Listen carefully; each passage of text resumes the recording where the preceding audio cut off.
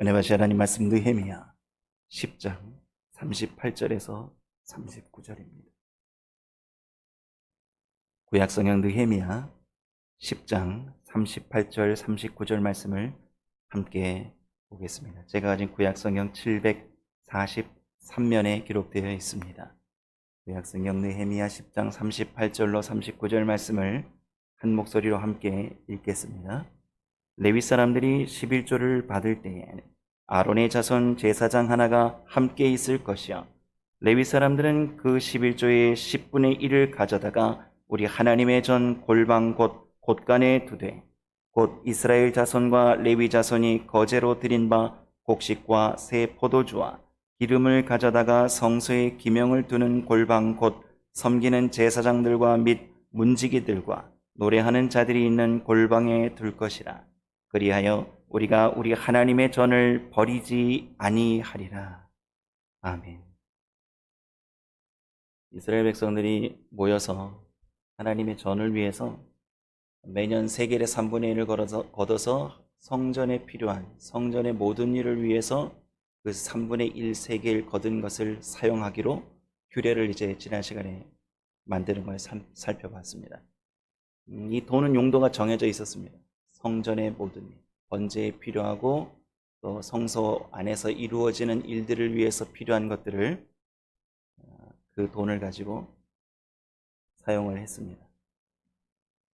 그리고 단에 이제 불사를 뗄 감도 제사장들, 레위인들, 백성들 가운데에서 순번 제비뽑기를 해서 이 나무도 늘 준비하기로 이렇게 규례를 만들었습니다.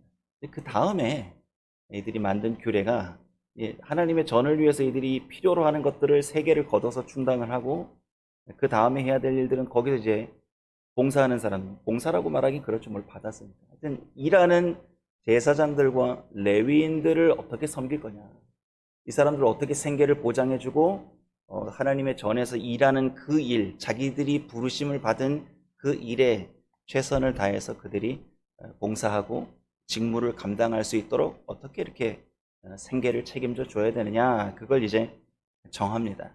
그 말씀을 이제 35절부터 살펴봐야 되는데요. 35절, 36절에 이제 제사장들에 대한 내용이 먼저 나와 있습니다. 35절, 36절 말씀을 제가 읽어드리겠습니다. 해마다 우리 토지 소산의 만물과 각종 과목의 첫 열매를 여호와의 전에 드리기로 하였고, 또 우리의 맏아들들과 생축이 처음 난 것과 우양이 처음 난 것을 율법에 기록된 대로 우리 하나님의 전으로 가져다가 우리 하나님의 전에서 섬기는 제사장들에게 주고, 그 밑에 이제 앞부분까지도 37절 앞부분까지도 제사장들에게 주는 어떤 헌물과 또 천물에 대해서 이렇게 기록되어 있습니다. 37절 앞부분만 제가 읽어드리겠습니다.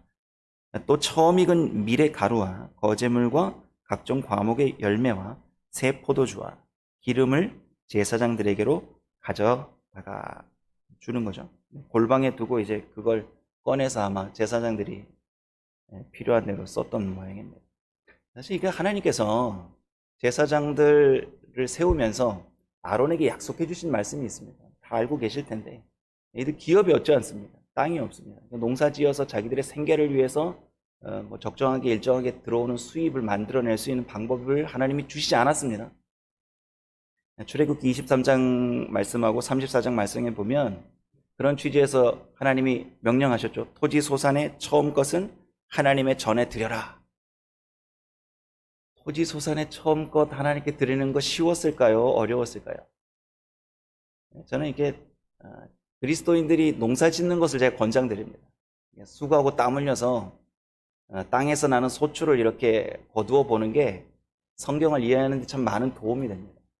저는 이제 어렸을 때부터 집에서 농사를 지어 봤기 때문에 첫물, 첫 수확물을 가지고 이렇게 비교를 해보면 첫물이 만물보다 훨씬 더 좋습니다. 그래서 항상 첫물은 가장 탐스럽고 좋은 것들이 생산될 경우가 많습니다.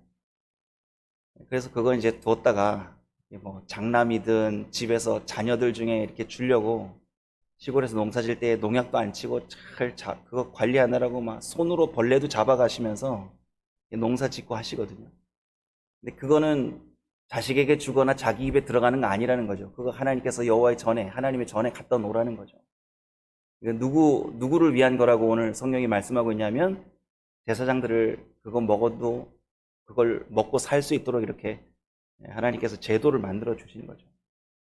이게 좋은 걸 받아서 먹었으니까 제사장들 좋았겠다 이런 생각 하시겠지만, 사실 제사장들은 이런 걸 받아 먹으면서 야, 내가 이 정도 직분 되니까 이런 거 받아 먹을만 하지 뭐 이렇게 생각하면 절대 안 되는 거죠. 왜냐하면 민수기 18장 20절에서 하나님이 말씀하셨잖아요. 너희 왜 기업을 안 주는지에 대해서, 왜 사유재산을 가질 수 없게 하셨는지에 대한 하나님의 뜻이 있지 않습니까? 그걸 제사장들은 받들고 살아야 되는 겁니다. 민수기 18장 20절에 보면 하나님께서 왜 기업을 주시지 않았는지, 뭐가 기업인지 이렇게 말씀하고 계시지 않습니까? 여호와께서 또 아론에게 이르시되 너는 이스라엘 자손의 땅에 기업도 없겠고 그들 중에 아무 분깃도 없을 것이나 나는 이스라엘 자손 중에 내 분깃이요 내 기업입니다. 아멘. 그거 받아 먹으면서 이건 내가 대접받는다고 생각하면 안 되죠. 이건 하나님께서 살게 하신 유일한 길이라는 거예요. 유일한 길. 그러면서 그걸 받아 먹으면서 그들이 야, 이게 좋은 것이구나라고 누릴 게 아니라 내가 이 좋은 것을 받았으니 그만한 책임감을 가지고 살아야 되는 게 또 제사장이지 않습니까? 그리고 신앙의 모범을 보여야 되죠. 항상 거룩하게 살아야 되죠. 이게 제사장들이 가져야 될 부담감이 큰 거죠. 거룩한 부담감을 가지고 이런 공배를 받게 하나님이 제도를 만들어 주신 거죠. 신약교회를 사는 모든 그리스도인들은 만인 제사장설에 대해서 다 동의합니다. 여러분 동의하시죠? 성경이 그걸 많이 뒷받침하고 있습니다. 그래서 베드로전서 2장에 보면 우리의 부르심, 그리스도인들의 부르심에 대해서 여러 구절이 있지만 베드로전서 2장 9절, 5절, 9절 말씀에 보면 아주 이런 표현이 명확하게 드러나 있습니다. 너희도 하나님이 기쁘게 받으실 신령한 제사를 드릴 거룩한 제사장이 될지니라 이렇게 말씀하셨고요. 9절 말씀은 지난 시간에도 살펴봤습니다. 오직 택하신 족속이요 우리는 뭐라고요? 왕같은 제사장들입니다 라는 고백을 성경에서 우리에게 말씀하고 있습니다. 그러니까 우리 모두가 하나님 앞에 나아갈 수 있는 제사장의 직임과 직분을 우리가 받은 거죠. 그리스도의 십자가 은혜로 받은 겁니다. 그래서 왜 복음서에 예수님께서 십자가에서 운명하실 때 성전에 있는 휘장이 찢어졌다고 성경에 기록했겠습니까? 예수 그리스도를 믿는 믿음으로 하나님 앞에 담대히 나아갈 수 있는 길을 열어주셨다는 거예요. 이거 엄청난 사건입니다.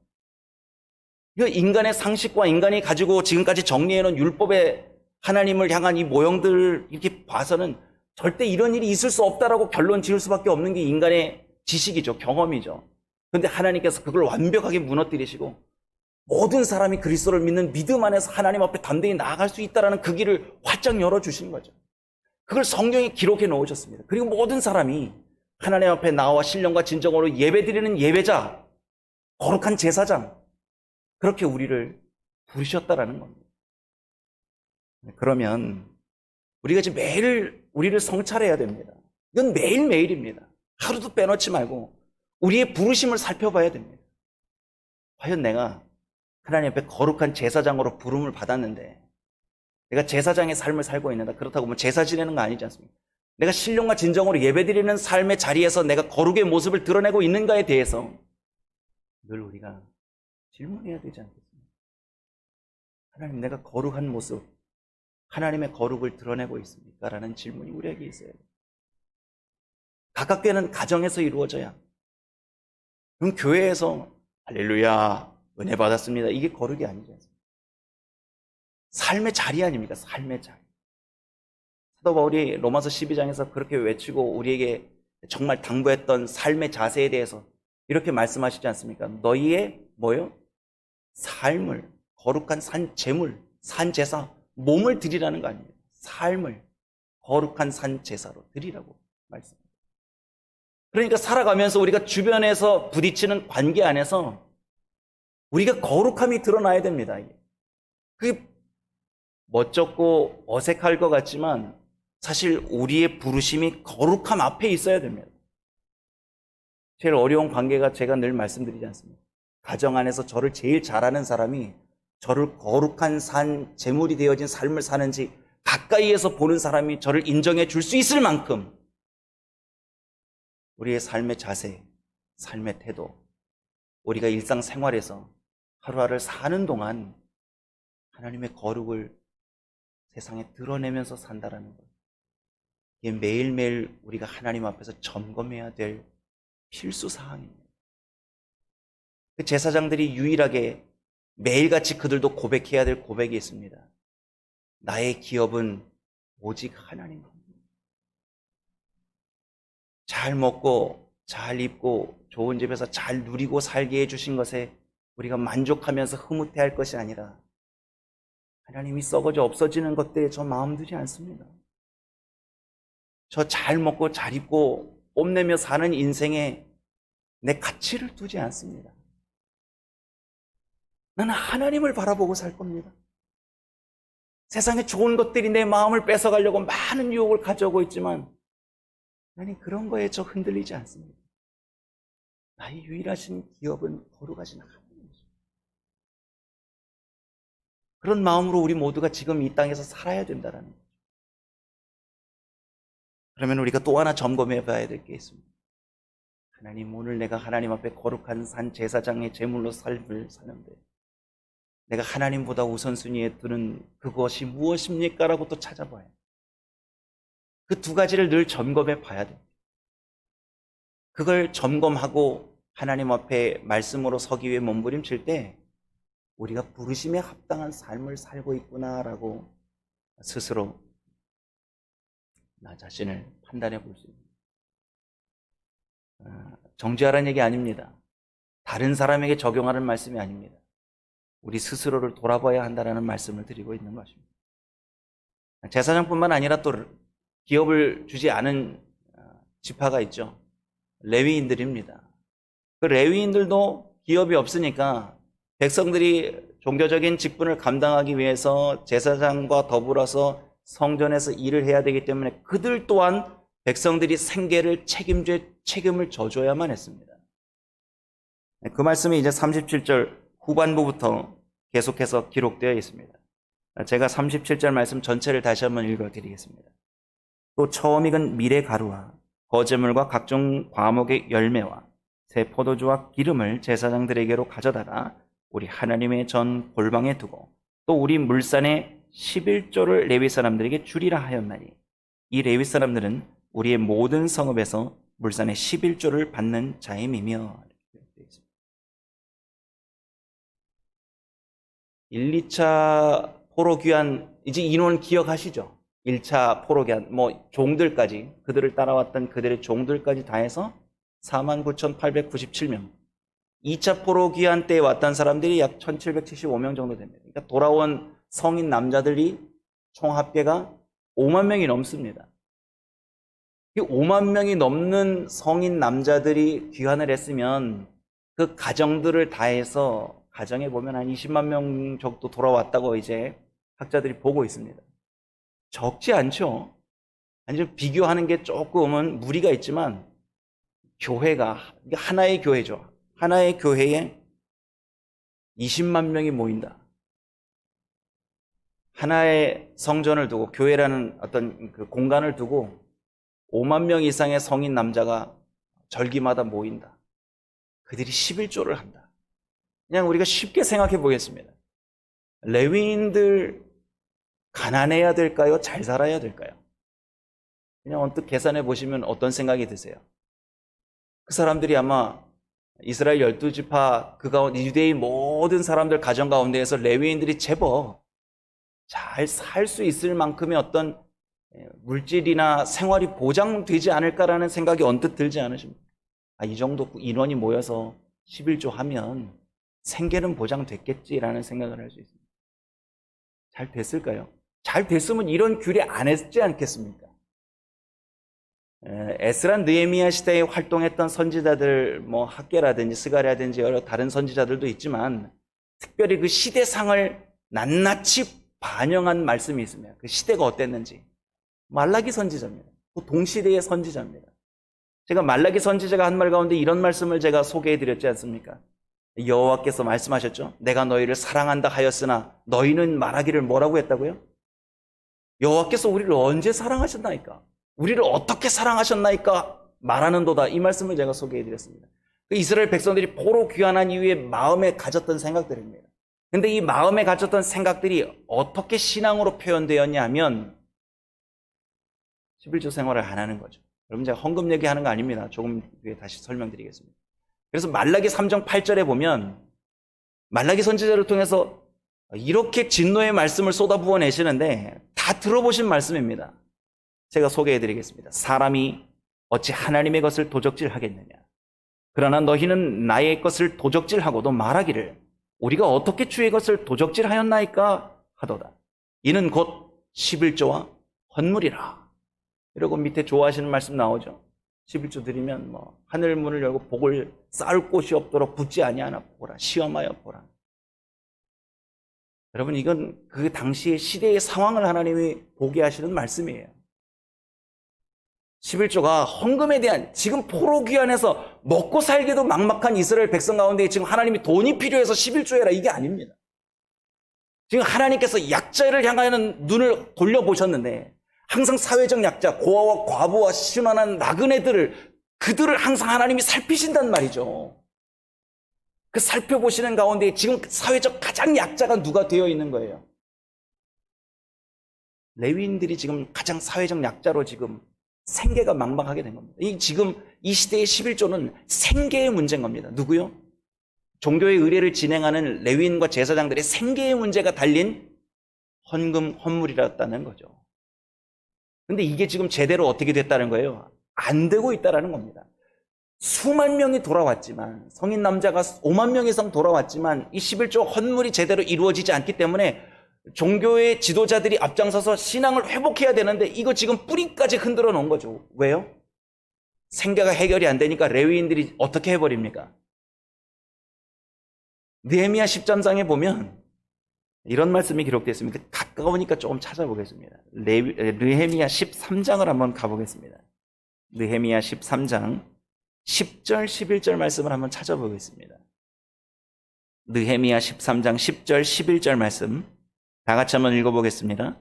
내가 또 알아본즉 레위 사람들의 받을 것을 주지 아니하였으므로 그 직무를 행하는 레위 사람들과 노래하는 자들이 각각 그 전리로 도망하였기로 내가 모든 민장을 꾸짖어 이르기를 하나님의 전이 어찌하여 버린 바 되었느냐 하고 곧 레위 사람을 불러 모아 다시 그 처소에 세웠더니. 느헤미야가 성벽 재건을 이룬 다음에 바사 제국에 다시 돌아갔다 옵니다. 잠시 갔다 옵니다. 그 기간이 학자들이 1년도 안 되었다라고 말하는 학자들이 많습니다. 지금 뭐 수십 년 세월 지난 거 아닙니다. 뭐 수년의 세월도 지난 거 아닙니다. 자기가 왕에게 돌아갔다가 잠시 출장 갔다가 돌아온 그 사이에 이루어진 일입니다. 이 규례를 만든 지 불과 수개월 만에 다시 백성들이 흩어져서 여호와의 성전을 버리지 않겠나이다 라고 고백했던 이 고백이 무색할 만큼 레위인들에게 마땅히 주어야 될 것들을 주지 않고 그들이 생계의 문제로 전전하다가 결국 어디로 도망갔다고요? 전리로 도망갔다는 반일하러 갔다는 얘기입니다. 먹고 살기 위해서 남의 밭에 가서 일하기 위해서 품삯 받으러 다 도망갔다는 이야기입니다. 그럼 레위인들이 없으면 성전 제사 의식이 어떻게 진행이 되겠습니까? 그 시대상이 이렇게 피폐했다라는 걸 우리가 느헤미야서를 읽으면서 보게 됩니다. 이게 얼마나 황당한 일이겠습니까? 느헤미야는 얼마나 황당했겠습니까? 아니 이게 지금 밀실에 모여가지고 민족의 지도자들 몇 명이 모여서 제사장들 레위인들이 모여가지고 무슨 문서를 만들어 놓고 야 우리 이렇게 합시다 그러고 밀실에 앉아서 도장 찍은 거 아닙니다.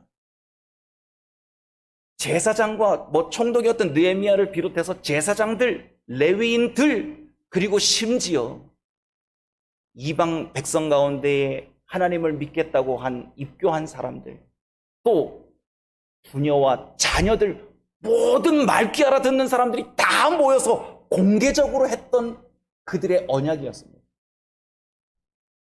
그들이 그 언약의 마지막 부분을 어떻게 오늘 마치고 있는지 읽어보았습니다. 그들이 막 호언장담합니다. 뭐라고 호언장담하는지 39절 한번 읽어보겠습니다. 39절 말씀 10장 39절입니다. 같이요.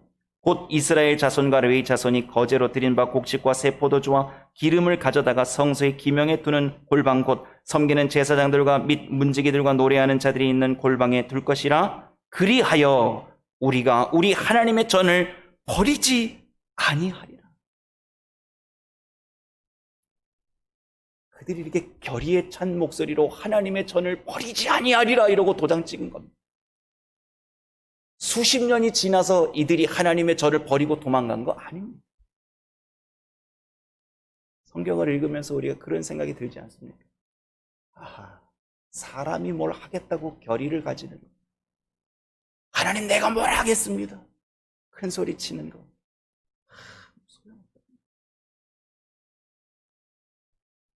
우리 자신을 우리가 잘 알지 않습니까? 호기 있게 하나님 앞에서 뭘 결단을 하고 한다고. 우리가 뭘 내놓을 게 있습니까? 근간부터 죄로 물들은 우리가 하나님 앞에서 뭘 하겠다라는 것 자체가 참 하나님 앞에서 부끄러운 것 고백일 수밖에 없습니다. 하나님 아신 거예요. 하나님이 아십니다. 하나님이 아시고 제가 제 스스로를 돌아봐도 제가 얼마나 연약하고 죄덩어리인지 저 자신은 압니다. 그래서 우리가 구할 건 하나님의 은혜밖에 없는 겁니다. 겸손하게 사는 겁니다. 우리가 뭘 했다 한들 그게 하나님의 선의 역사를 이루어지는지 우리는 모르고 하는 겁니다.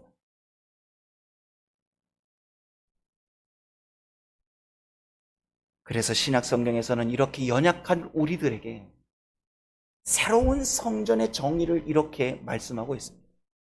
고린도전서 3장 16절 17절 말씀입니다. 귀가 따갑게 듣고 읽었지만 그래도 우리가 오늘 이 새벽에 다시 한번 읽고 마음에 새겨야 될 진리의 말씀입니다. 제가 읽어드리겠습니다.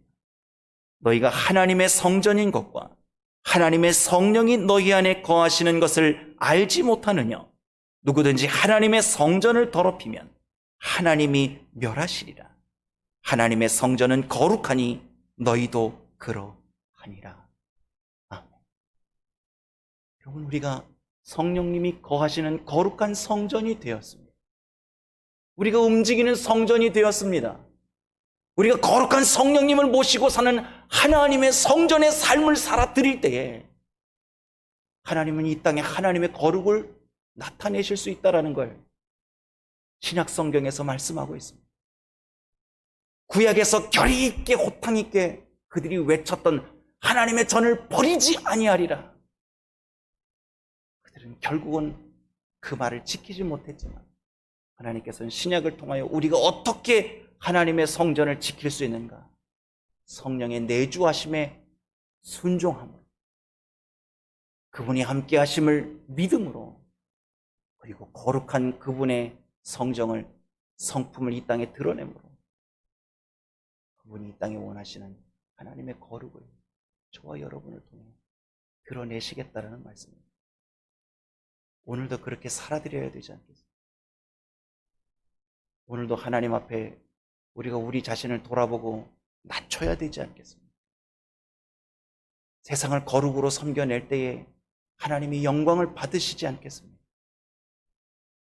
오늘 그 하나님의 거룩을 묵상하시면서 내가 거룩한 성전이 되었으니 세상에 나도 하나님의 거룩을 드러내리라. 오늘 이 새벽에 묵상하시고 그렇게 살아드리는 하루가 되어 보시기를 간절히 부탁드립니다. 기도하겠습니다. 하나님, 우리를 성령님으로 인쳐주시고 하나님의 성전 삼아주심을 감사드립니다.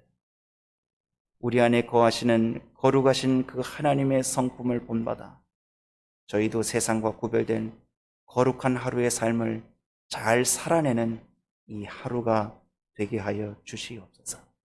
예수님의 이름으로 기도드립니다.